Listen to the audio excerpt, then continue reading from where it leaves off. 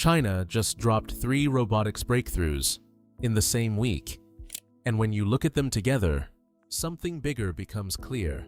This isn't 3 separate announcements, it's 3 layers of the same system, being built at the same time: a smarter brain, a cheaper body, and physical capability that keeps pushing further than expected.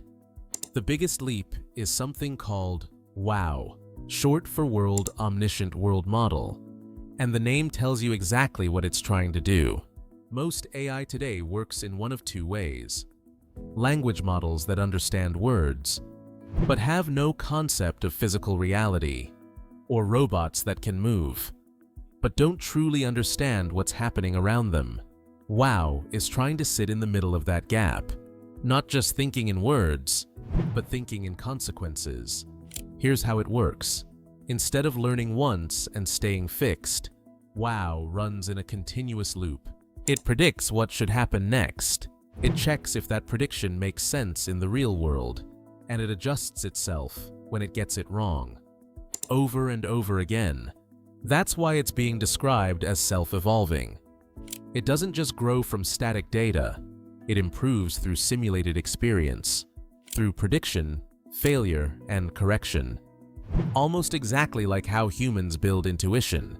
Under the hood, it's running on a 14 billion parameter generative model, using something called the SOFIA framework, which connects vision-language models with physics-based simulation. In simple terms, it doesn't just say, "This could happen." It simulates, "This is how it would actually play out." Gravity, motion, timing, all of it baked into every prediction. To test this, researchers built a benchmark called WOW Bench. Not your typical object recognition test.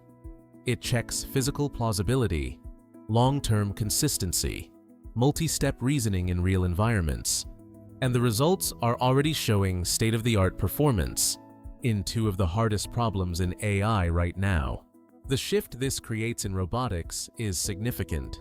Once a robot can simulate outcomes before acting, it stops reacting and starts anticipating. It can predict failure before it happens, adjust movement in real time, make decisions without waiting for human correction.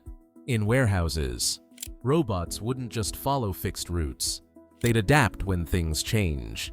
In homes, they wouldn't just execute commands, they'd understand context.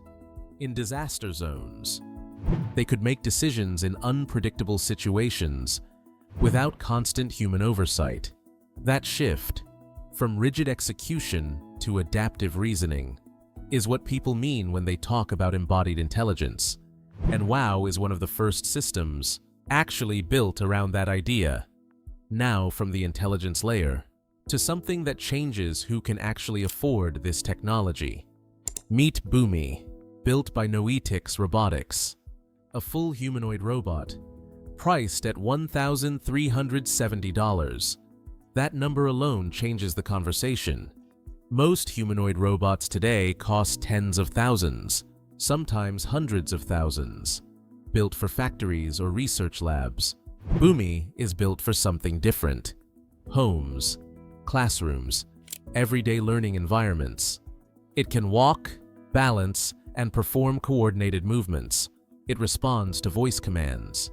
It supports beginner-friendly programming through drag-and-drop interfaces, meaning students can experiment with robotics without needing deep technical knowledge. But what Boomi represents matters more than what it can do, because when humanoid robots drop to this price point, the question changes completely. It stops being, "Can we build them?" and starts being, "What do we do with them in everyday life?"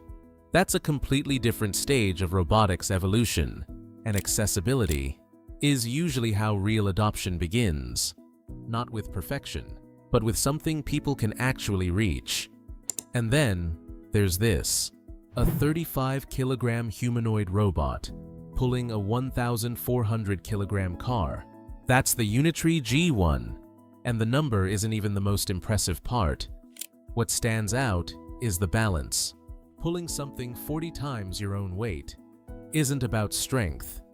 It's about continuous micro-adjustments happening in real time, recalibrating posture, shifting weight, adjusting foot placement to avoid slipping or collapsing forward. And the G1 doesn't just hold position, it adapts as the load drags behind it. That depends on advanced motion control systems and fast feedback loops that constantly correct instability before it becomes visible. This matters beyond the demonstration.